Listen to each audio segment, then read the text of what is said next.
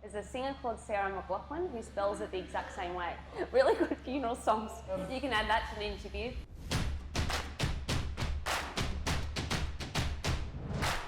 Hello ladies and gents, welcome to Think Fit's Fit Thinking podcast interview thing. Today with us we have Sarah McLachlan. Hello. Hi Luke. Thank you for joining us. Thank you very much for having me. How long have you been a member at Think Fit?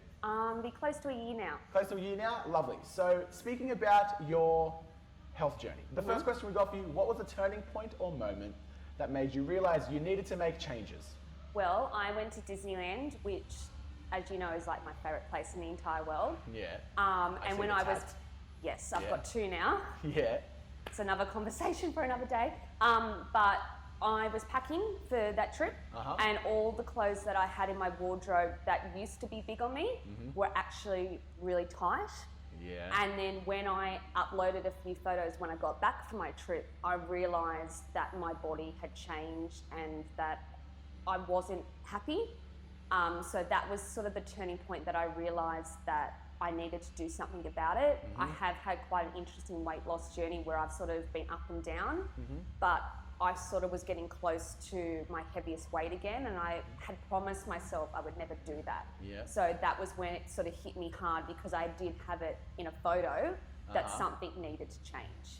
Right, so you touched on the kind of up and down nature that so many people experience with their health journey. Yep. What is it about this time that's different? What is it about this time that makes it real or extra awesome? I think the reason why it made it so real was because I had, as I said, I'd promised myself that I'd never get to that stage again. With all the support, the encouragement, and the fact that I've made so many good friends here, I felt like I wasn't just letting myself down, I was letting people down as well that had been on this weight loss journey with me. I've got a really beautiful friend, well, Diane and Sue, who I've become really, really close with, and I sort of felt like they were working really hard and they were pushing me, and I sort of felt that if I got into that rut, I was letting myself down, I was letting them down, I was letting Elise and Josh down because they work so hard to, I guess, make you feel like a better person. So really that nice. was the reason why it all sort of changed for me. In a weird sort of way, we find that a lot of people would rather let down themselves rather than let down someone else. Yep. That's really awesome.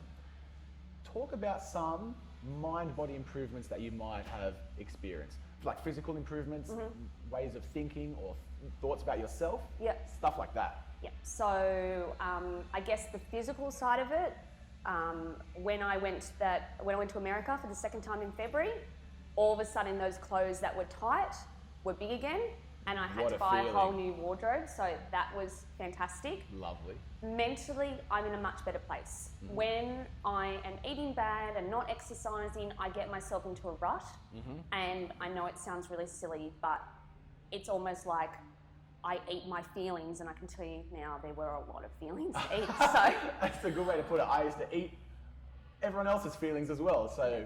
And that's the thing, like, you know that this is an issue and this is causing you so much pain, but you just continue to get yourself into this rut.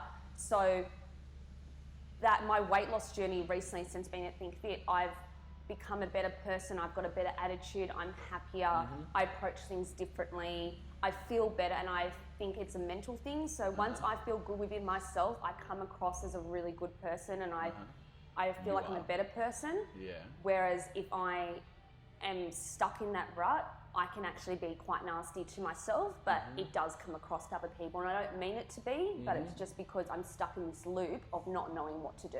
Right, so by like improving your own health, it's helped you to, it's translated to other areas of life.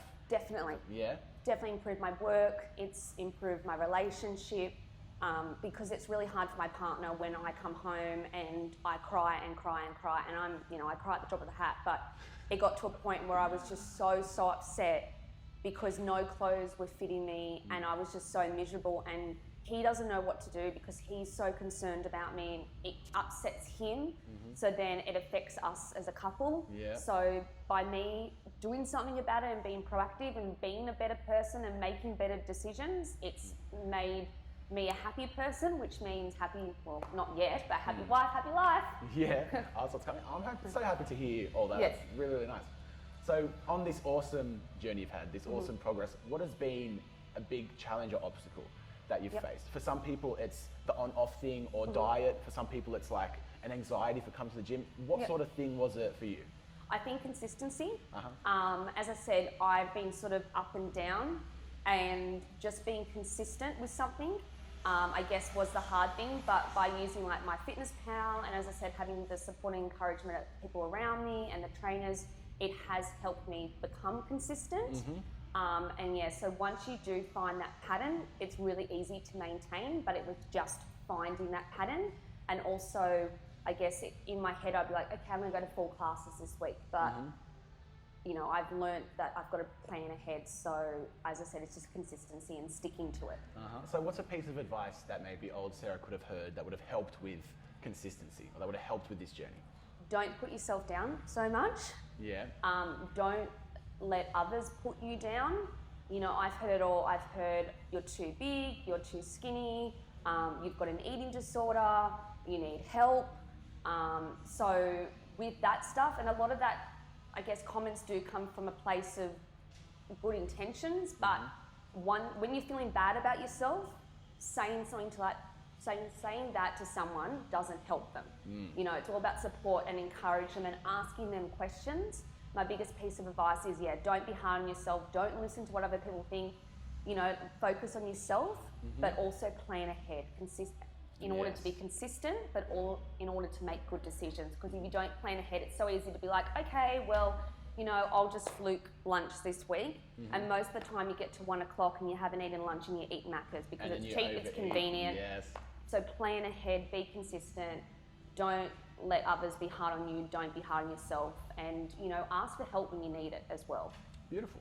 Very nice. And you kind of touched on it. How has like your internal dialogue changed from back in the day to now?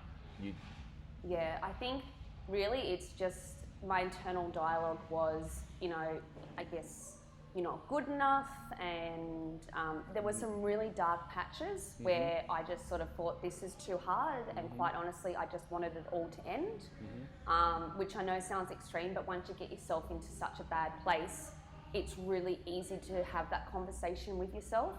My internal dialogue now is be happy, stay positive. If you need help, ask for it. You're a good person. You've got a good soul. You do good things for good people, and just love yourself. I always have to tell myself that, you know, be grateful for something because you've got so much to be grateful for. Beautiful. It sounds like you're in such a nice spot. It's really great to hear. I love these sort of chats because I get to know the members at a bit of a deeper level. So what are your goals moving forward? What are we working towards? I think my goals moving forward is still, look, I have actually put on 20 kilos since I've been with my partner, and I must admit that it was because, you know, I was in a new relationship, we moved in together. It's so easy to be like in love and happy, but my goal is I'm 15 kilos down now, so I've got 5 kilos to go. So I'm very, very excited. So I guess my goal is to lose that extra 5 kilos to maintain my strength. So I've started Strong Fit recently. And I'm getting much better at it. Like, I must admit, I was really bad at the start. I had no idea. But now I can like deadlift my Labrador, which is pretty cool. Hey, how exciting is that? He doesn't enjoy it, but he just goes with it because what mum says is what mum says. So my strength's getting better. My goal is to obviously improve that, improve my technique, but also just keep doing what I'm doing because I'm doing a good job. Keep the consistency consistent. Exactly, and what I have learnt, and this is something that I've really learned at FitFit, is okay, you have days where you might indulge in an ice cream or a cheeseburger or both, let's be honest, but I pick myself up and I plan ahead knowing, like, for example, this Friday night I'm going out for pancakes, so I know that I'll do an extra training session this week. I'm eating really well, I'm drinking plenty of water, and I'm not beating myself up because I'm eating a pancake. I used to be that person that would think, okay, well, you've eaten Macca's for dinner, you might as well eat KFC the next day, and getting into that rut of, okay, we'll start the diet on Monday. I've told myself, start the diet on Monday multiple times, and I can tell you it doesn't work. Just be consistent, allow yourself to indulge, but know when to stop and know when to sort of pull yourself back into it. I feel that was so accurately me. Thank you for sharing. To finish us off, pretty much, what is Think Fit to you? Think Fit to me is it's not your regular gym. I mean, it's not about, I guess they're not worried about, I guess, you know, you're not just a number on a board, I guess. So Think Fit to me is a really supporting, encouraging environment where you are working out, but working out is now fun. You learn things along the way, you meet great people. I think it's just a really, really good thing that you can do. Any goal that you have, you will achieve with Think Fit because of the support and encouragement. It's not just from the trainers, but it's from the other people around you. It's my happy place, to be honest. And that's saying a lot because I think Disneyland's my happy place, but yeah. But it's definitely coming up. Good. Yeah. Awesome. Well, we touched on so many golden nugget tidbits there. The physical improvements, but as well as the mental improvements. Guys, like when we create empowering habits, our habits really do create us right back. Now, consistency with pretty much everything. You don't need to have the most insanely fantastic diet or the most insane training program. As long as you're consistent with something, you're going to get results. You're going to see progress. Thank you so much for joining us. Luke. Thank you for watching us. Bye-bye. Bye.